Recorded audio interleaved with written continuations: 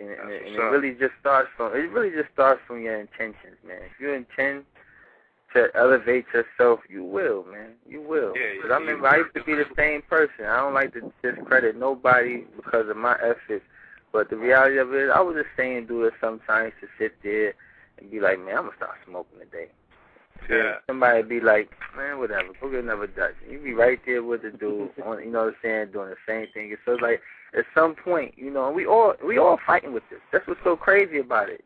And this is why I feel like I could talk to my brothers and sisters now in the language I couldn't speak through music. Right. You know what I'm saying? Because it just straight talk was needed right now. You can't translate this through songs. You got to really start communicating, because the songs is the miscommunication after a while. You know what I mean? The songs become the miscommunication. You know what I'm saying? Hey, man, well, I just wanted to check in with you, man, and stay up, man. When I see you out, we'll get together and rap about it. And, yo. Thanks for calling in, kid. Check in. I appreciate that. 8 o'clock. No doubt. Yeah, be safe out there, yo.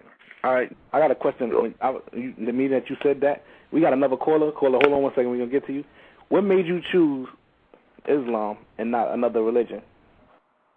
Well, I was born in a Christian household. Huh? I was born in a Christian household. You know, I used to have a lot of contradictions, even as a child, trying to understand the entirety of Christianity. Like, for instance, in Christianity, you're taught that we're held accountable for the sins of Adam and Eve. You right? True. So everybody agree? Are we on the same page?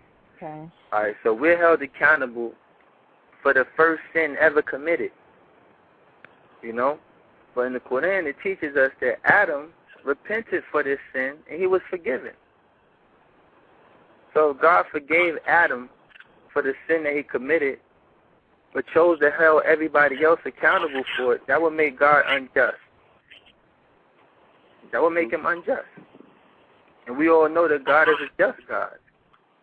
That he's the most merciful. True. So if you had a 2-year-old child holding your finger, sitting there smiling, could you look that child in the face and say they're a sinner? They're born a sinner? Like this child, this innocent child that hasn't even reached the age of discernment. She don't know right from wrong, or he don't know right from wrong. They're held accountable for a sin that was committed maybe 15, 20,000 years ago. Yeah, that's true. And you really gather that in your mind? That's some knowledge right there for y'all. You know what I'm saying? Same thing with people that believe Jesus is God. You know what I'm saying? In the Bible, you hear of Jesus praying. Praying is a form of submission. If Jesus is God incarnated, then who is he praying to? Yeah, exactly.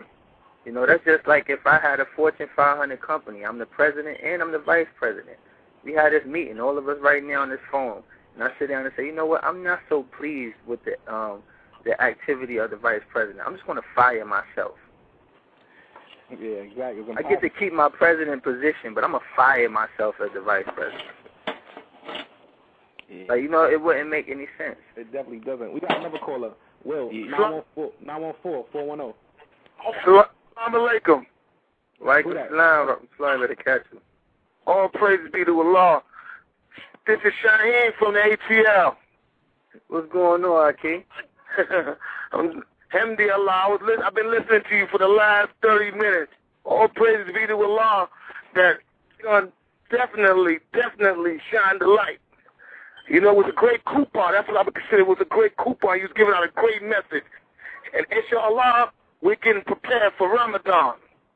Oh, yeah. You already know. This is my first Ramadan, y'all. If y'all not familiar, I want to bring everybody up to speed so me and the brother don't sound like we speaking another language. Ramadan is a month that we fast. You know what I'm saying? It's a month that we fast the whole month for those that are, aware, and those that are not aware. We fast for the whole month of Ramadan, which means we don't eat, drink, or do anything. You can't sleep with our wives. Nothing you can do from, before Fajr, meaning dawn, the first prayer of the day, to sunrise, which is Maghrib. Then you break your fast. But yeah, like I was saying, I ain't want to, it's good that you on the phone, Aki, because you can, even elaborate on some of the things I'm saying, because it's like, these are just minor complications that I had as a child growing up as a Christian, because, we inherit a belief system. You know, it's just a belief. It's a strong faith and it's a strong belief system. And this is why I constantly try to be very patient and settle about how I approach people who are under the Christian faith, because it's not to tell you that Christianity is completely wrong. You know what I'm saying? It's just that, you know, the Quran clarifies a lot of those things that are left open for misinterpretations. You know what I'm saying? Because once the text of the Bible was altered, you know what I'm saying, you can't be held accountable for something that's not perfect anymore. It's not perfect anymore. You know? And it's just a lot, you know, it's just a lot to fathom in your mind on just one call. But the reality of it is we all have inherited this belief system, and we never questioned the person that gave it to us not one time.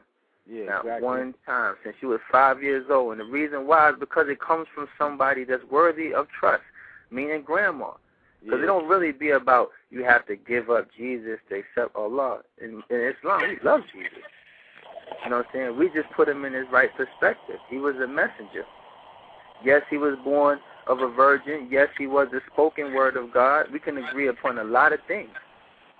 But we just don't agree with the Christians when it comes to Jesus being the Son of God versus the slave and messenger of God. Because we were created to serve God. But most of us live self-servient lives. We're not subservient. We don't do things for the sake of God. We do things for the sake of ourselves.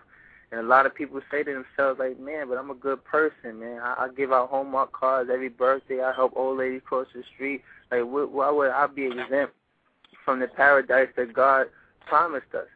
Because you're doing it so people could say that you're a good person. You're not doing it for the sake of God. You're doing it so other people could look at you and say you're good. And this has a lot to do with the form of submission. When you're submitting, you're doing it for the sake of God. You seek refuge in him. Your reward comes from him. You don't do something for somebody and be clocking them like, yo, dog, you said Tuesday, man, when I'm going to get mine? I don't even care if I get it from you. Because I did it for the sake of God, and if I don't get it back from you, cool. You know what I'm saying? Right. God knew my intentions. He knew my intentions were sincere.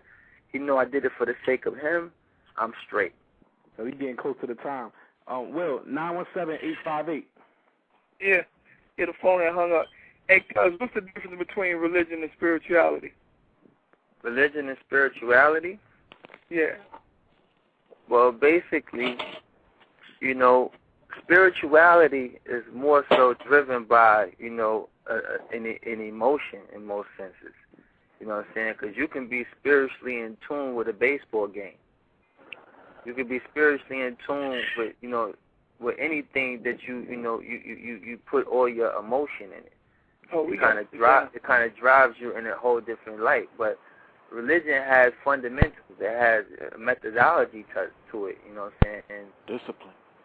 It has a discipline, and overall, it's a form of submission. Because, like I said, every message that was delivered by every messenger, from Noah, you go all the way back. You know what I'm saying? And it's like the message was consistent: to worship God and God alone. That's it.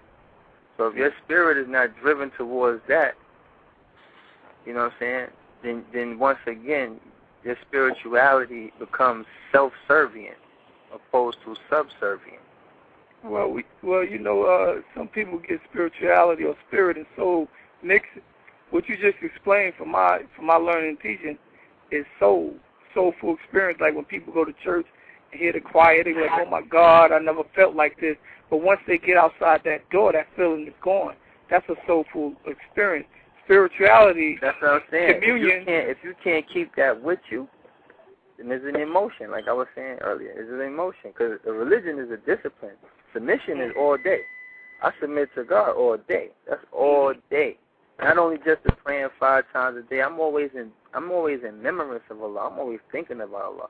I'm always thinking about doing things that's pleasing to Allah.